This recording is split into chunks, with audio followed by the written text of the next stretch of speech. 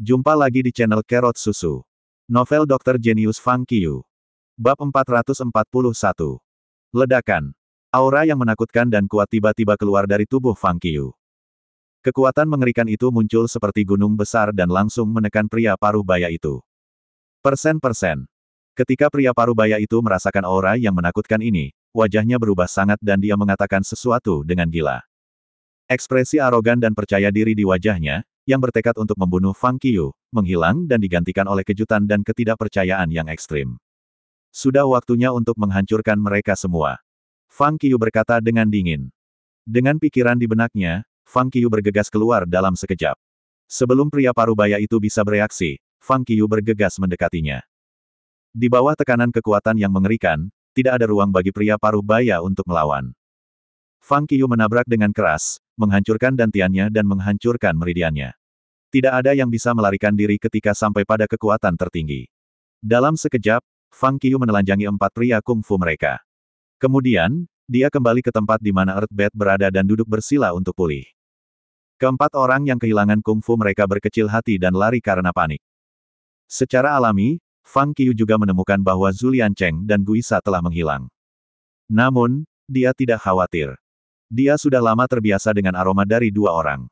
Selain itu, mereka telah kehilangan kungfu mereka, jadi mereka sudah menjadi orang biasa. Tidak sulit untuk melacak mereka. Saat ini, lebih baik bagi Fang Qiu untuk pulih terlebih dahulu. Duduk bersila di sebelah Earthbed, Fang Qiu menekan rasa terobosan sambil memobilisasi ki internal di tubuhnya untuk menyembuhkan lukanya. Tidak ada yang terjadi di malam hari. Dini hari berikutnya, Fang Qiu membuka matanya saat fajar. Setelah pemulihan malam, luka di tubuhnya sebagian besar telah pulih, dan luka ringan yang tersisa sama sekali tidak menjadi masalah baginya. Pada saat yang sama, rasa terobosan yang kuat akhirnya ditekan olehnya. Menurut situasi saat ini, dia seharusnya bisa menekannya selama beberapa hari lagi.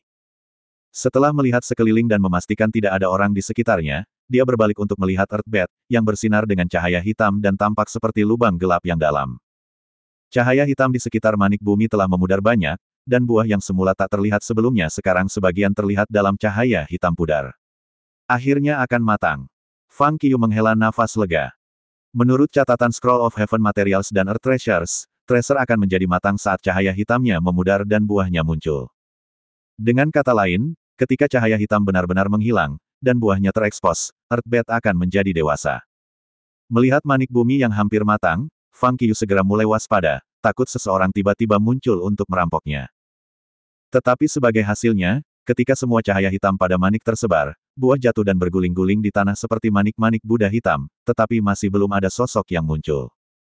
Fang Qiu mengambil buahnya. Dia terkejut menemukan bahwa buah itu bulat dan transparan. Sekilas seperti manik-manik.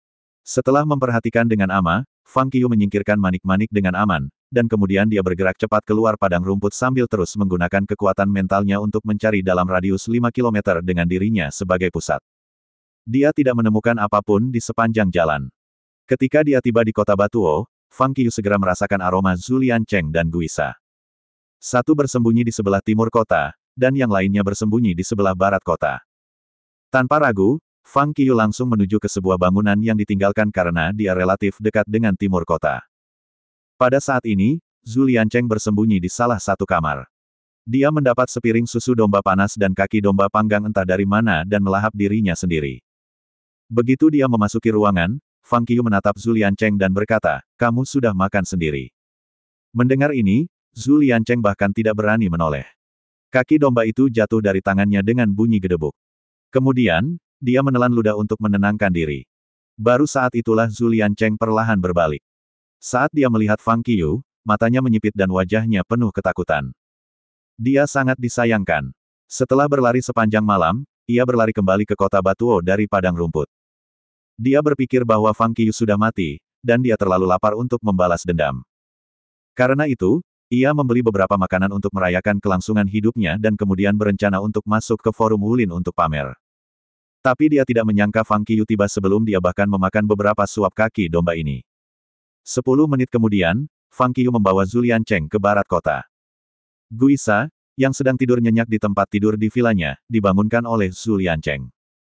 Pada saat dia melihat Fang Qiu, dia juga tercengang. Ada total 4 ahli super, termasuk martial superior kelas 7 dengan 3 meridian dan 3 martial superior kelas 7 dengan 2 meridian. Di matanya, Fang Qiu pasti akan mati, jadi dia berani kembali ke vilanya untuk tidur. Tapi sekarang, Fang Qiu benar-benar kembali hidup. Bagaimana mungkin ini bisa terjadi? Sementara dia kaget, Guisa, yang tidak punya cara untuk melawan, dibawa pergi oleh Fang Qiu. Fang Qiu telah melakukan semua hal yang perlu dia lakukan, jadi dia juga tidak berniat untuk tetap tinggal. Dia kembali ke negara mereka secara langsung bersama mereka berdua.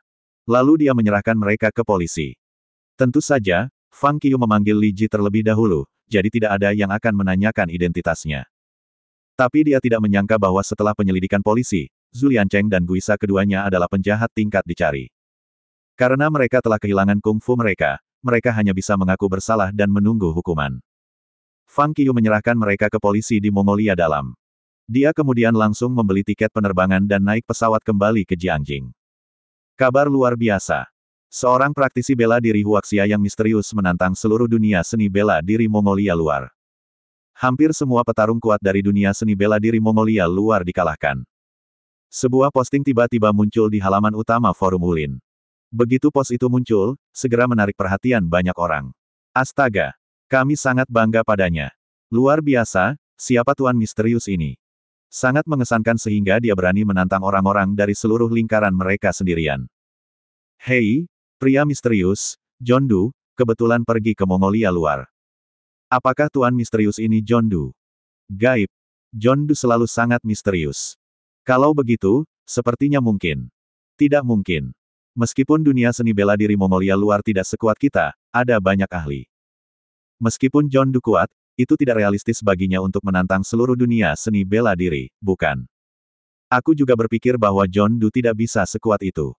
Tapi, sudah jelas bahwa John Du pergi ke Mongolia luar. Apakah dia John Du atau tidak? Tiba-tiba, kerumunan mulai bergosip. Forum itu juga dibagi menjadi dua kelompok. Satu sisi mengira itu adalah John Du, kalau tidak, itu tidak akan begitu kebetulan.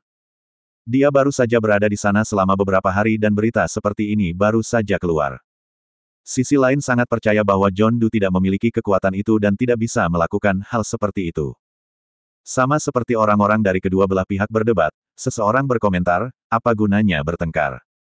Anda akan tahu kapan Anda memeriksa daftar pemimpin bela diri. Jika dia benar-benar John Du, peringkatnya pasti akan naik lagi, kan? Melihat komentar ini, semua orang segera bergegas memeriksa daftar atasan marsial. Akibatnya, Fang Qiu masih berada di peringkat No. 788. Tidak ada naik atau turun. Peringkatnya tetap sama, yang dapat membuktikan bahwa dia bukan John Du. Sepertinya dia benar-benar bukan John Du. Kalian sangat konyol. Daftar pemimpin bela diri di forum kami milik Huaxia. Mongolia bagian luar adalah negara asing. Itu tidak termasuk sama sekali. Betul. Jika John Du benar-benar mengalahkan orang-orang itu, peringkatnya di daftar juga tidak akan dinaikkan. Ya, ahli asing juga tidak ada dalam daftar. Bahkan jika mereka dikalahkan, tidak akan ada catatan informasi terkait dalam daftar. Aku masih berpikir bahwa pria misterius yang menantang seluruh dunia seni bela diri Mongolia luar adalah John Du. Segera, bukti berdasarkan daftar atasan marsial dibatalkan oleh semua orang. Sebagian besar dari mereka masih percaya bahwa guru misterius itu pastilah John Du. Beberapa jam kemudian, pesawat mendarat di bandara Jiangjing. Ketika Fang Qiu berjalan keluar dari bandara, dia mengeluarkan ponselnya dan memanggil He Gaoming. Tuan, apakah kamu kembali? Begitu nomor itu dihubungi, seseorang segera menjawab, dan dia mendengar suara gembira He Gaoming dari sisi lain telepon. Ya, Fang Qiu menjawab dan berkata, bantu aku segera bertanya tentang surga harta. Tidak peduli berapa biayanya, Anda harus menemukannya kepada saya sesegera mungkin. Tidak masalah, He Gaoming segera menepuk dadanya dan meyakinkannya. Inilah yang saya lakukan untuk mencari nafkah. Selama ada harta karun yang muncul baru-baru ini, aku akan tahu. Tuan, jangan khawatir. Aku benar-benar akan mencapai apapun yang kamu minta aku lakukan. Baiklah. Fang Qiu mengangguk. Oh, ada sesuatu yang ingin kutanyakan padamu, kata He Gaoming. Apa itu? Fang Qiu bertanya. Apakah itu Anda praktisi seni bela diri misterius yang menantang dunia seni bela diri Mongolia luar? He Gaoming bertanya dengan harapan. Luar Mongolia, praktisi misterius. Fang Qiu membeku. Ya, He Gaoming segera menjelaskan. Hal ini telah tersebar di seluruh forum Wulin, dan semua orang di dunia tahu itu. Dikatakan bahwa itu adalah seorang praktisi Huaxia misterius yang mengalahkan banyak pejuang Mongolia luar secara berturut-turut. Semua pejuang elit mereka dikalahkan. Apakah itu kamu? Saya tidak menantang seluruh lingkaran dan saya tidak mengalahkan mereka semua. Fang Qiyu mengerutkan bibir dan berkata. Saya baru saja menelanjangi puluhan orang kungfu mereka. Sial, mendengar ini, He Gaoming terkejut dan segera berkata, Tuan, Anda benar-benar hebat. Fang Qiyu tidak menjawab tetapi langsung menutup telepon. He Gaoming sangat gembira. Tampaknya dia benar-benar mendapat master yang bagus. Berapa banyak orang yang akan ketakutan setengah mati jika mereka mendengar bahwa dia hanya menantang seluruh lingkaran seni bela diri Mongolia luar dengan kekuatannya sendiri. Memberikan beberapa pemikiran, He Gaoming bahkan mulai menyesal bahwa dia tidak mengambil inisiatif untuk meminta Fang Qiyu untuk membawanya bersamanya ketika mereka menemukan bahwa Zhu Liancheng berada di luar Mongolia. Jika dia ada di sana, namanya akan berbunyi di dunia seni bela diri sekarang. Sayang sekali. Menggelengkan kepalanya sambil tersenyum, He Gaoming meninggalkan agen detektif dan sibuk bertanya tentang Heaven Tracer. Fang Qiyu naik taksi kembali ke sekolah, mengerutkan kening sepanjang jalan. Alasan mengapa dia memanggil He Gaoming segera setelah turun dari pesawat dan memintanya untuk membantunya menemukan surga harta karun adalah karena dia berada di bawah terlalu banyak tekanan sekarang, dan dia memiliki cukup tabungan ki internal di tubuhnya untuk menerobos ke kelas kelima. Namun, dia tidak berani menerobos. Meskipun ada manik bumi di tangannya, itu hanya harta bumi. Itu tidak memiliki efek melindungi dan memperbaiki meridian. Tanpa Heaven Tracer, dia bahkan tidak bisa menembus kelas 4, apalagi kelas kelima. Terima kasih masih bersama channel Carrot Susu. Bab 442. 7 hari. Duduk di taksi kembali ke sekolah, Fang Qiyu mengepalkan tinjunya dengan tenang. Sekarang, dia bahkan tidak berani mengedarkan ki internalnya terlalu banyak, karena internal ki yang tersimpan dalam tubuhnya sangat banyak sehingga bahkan gerakan sekecil apapun dapat menyebabkannya meledak. Menurut situasi penindasannya saat ini, dia hanya bisa menahannya paling lama 7 hari. Dia harus menemukan surga harta karun dalam waktu 7 hari, jika tidak, dia hanya bisa membuka kembali meridiannya dengan paksa. Pada hari kedua setelah Fang Qiyu kembali ke sekolah, hari Senin. Pertunjukan kompetisi dokter muda dari Huaxia secara resmi diumumkan. Ada banyak tayangan dan preview di mana-mana di internet, dan iklan di TV juga cukup intensif.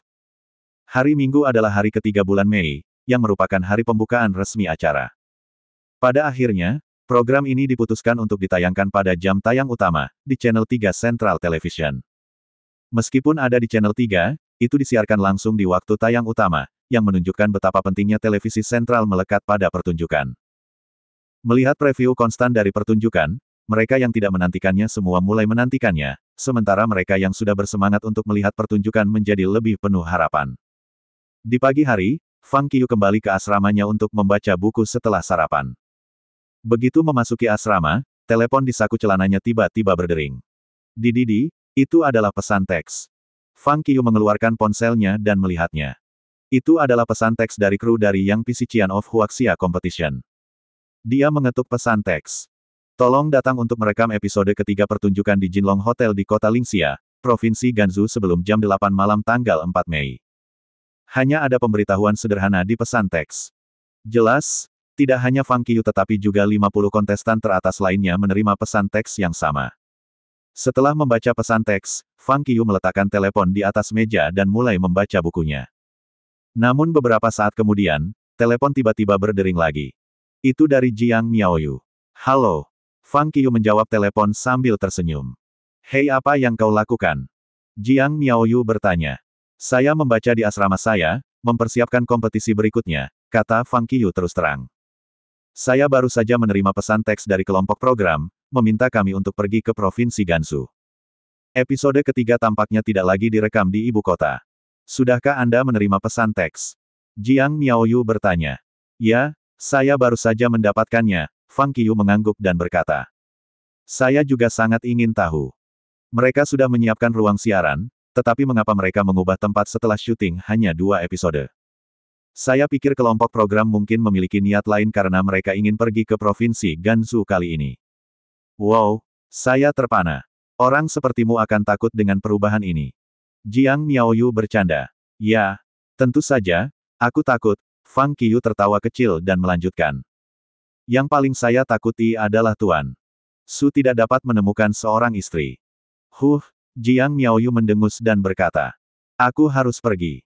Saya harus bertanya kepada Ten. Pikirkan beberapa pertanyaan. Dengan Bapak bimbingan Chu, tunggu saja sampai saya melampaui Anda. Baiklah, aku menantikannya.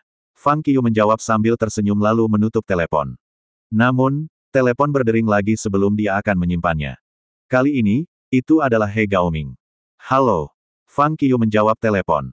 Tuan, saya mendapat berita tentang hal yang Anda minta saya tanyakan. Suara He Gaoming datang dari sisi lain telepon. Oh, apa itu? Fang Qiu bertanya. Sulit mengatakannya di telepon. Mari kita bicarakan ketika kita bertemu, kata He Gaoming. Oke, Fang Qiu mengangguk dan berkata. Ayo pergi ke kedai teh yang kita temui terakhir kali. Seperti yang aku pikirkan. Saya setengah jalan di sana sekarang, dan saya akan berada di sana dalam 5 menit, kata He Gaoming. Oke, aku datang. Sampai jumpa di sana, Fang Qiu mengangguk dan menutup telepon. Kemudian Fang Qiu berdiri, langsung mengenakan pakaian pria misterius itu, dan bergegas ke kedai teh di jalan tidak jauh dari sekolahnya. Itu masih di kotak sebelumnya. Perbedaannya adalah He Gaoming tidak memesan makanan apapun kali ini. Setelah memasuki kotak, Fang Qiu bertanya, silakan. Ceritakan detailnya. Tuan, silakan duduk. He Gaoming menyeringai.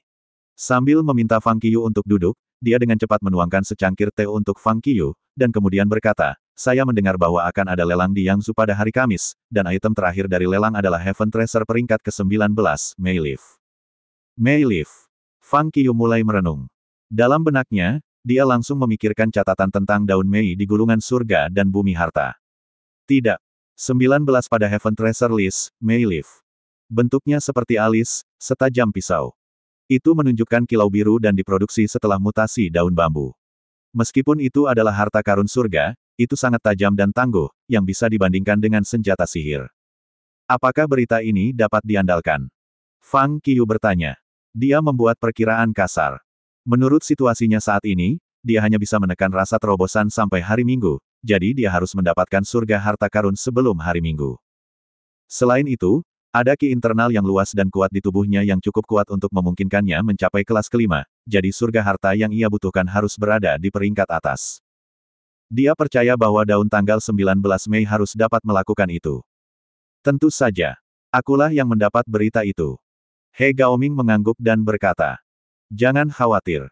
Sumber ini benar-benar andal. Hanya saja agak sulit untuk menghadiri pelelangan ini. Mengapa? Fang Qiu bertanya.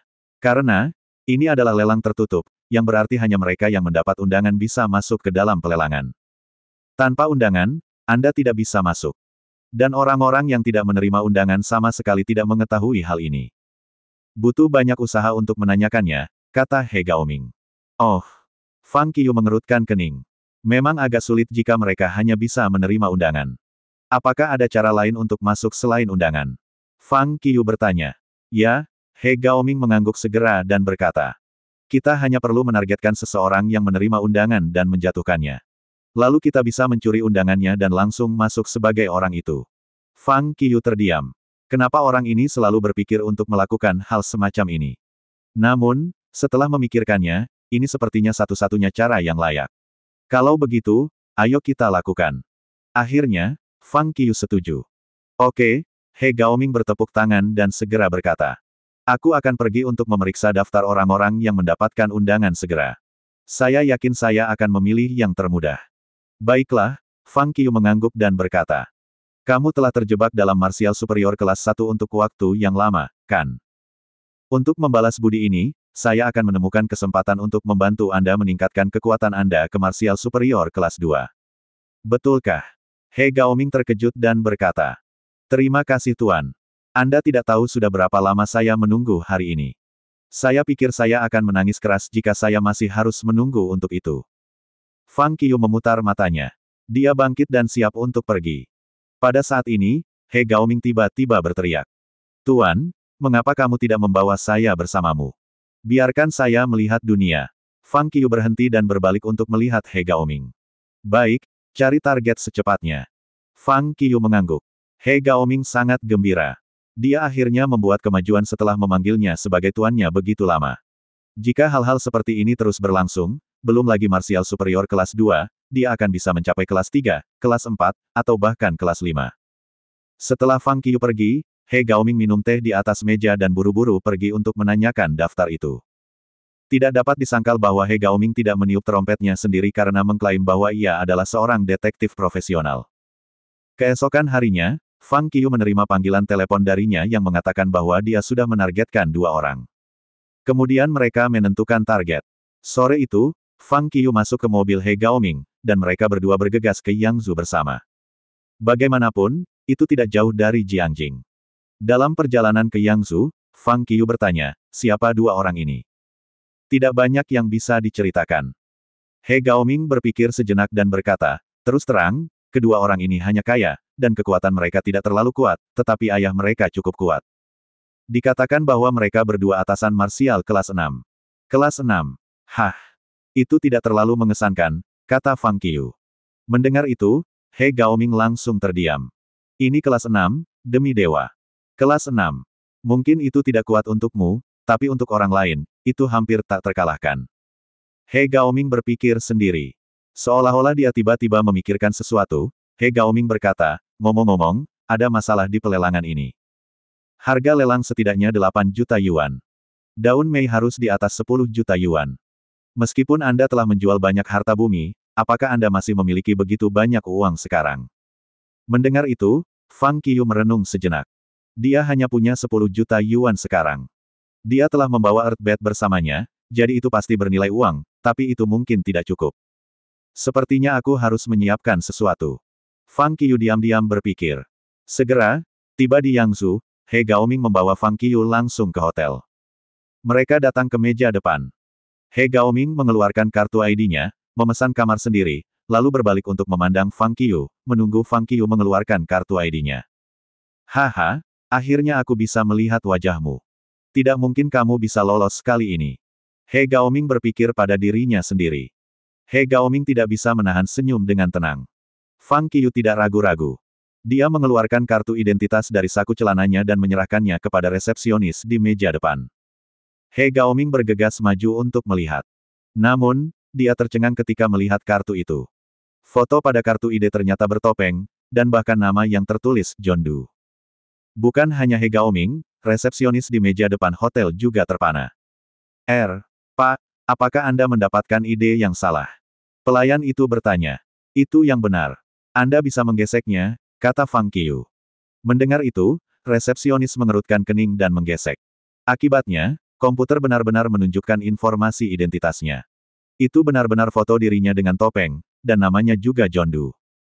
Ini benar-benar membuat resepsionis dan He Gaoming bingung. Bagaimana mungkin ada kartu ID di dunia ini? Orang-orang bahkan tidak bisa melihat wajahnya. Kartu identitas macam apa ini? Tepat ketika keduanya sangat terkejut, Fang Qiu menjangkau resepsionis dan berkata, bisakah saya mendapatkannya kembali sekarang? Ketika dia mendengar apa yang dia katakan, resepsionis tidak berani ragu dan segera menyerahkan kartu ID kembali ke Fang Qiu. Dia tidak bodoh. Mereka yang bisa memegang KTP semacam itu harus memiliki latar belakang yang kuat. Bahkan jika ini adalah kartu ID palsu, dia tidak bisa mengacaukannya. Bagaimanapun, kartu identitas semacam ini bukanlah sesuatu yang berani dibuat oleh orang awam. Mengambil kartu ID-nya, Fang Qiu mengambil kartu kamar dan berbalik untuk berjalan ke atas. Faktanya, tidak mengherankan kalau Fang Qiu memiliki KTP ini. Ketika dia berada di pesawat, dia sudah berpikir bahwa akan mudah untuk mengetahui siapa dia jika dia menggunakan identitas aslinya untuk naik pesawat. Karena itu, setelah kembali dari Butan, ia meminta Li Ji untuk memberinya kartu identitas yang sepenuhnya legal. Dengan kartu ID di tangannya, Fang Qiu berbalik ke atas dan memasuki kamarnya.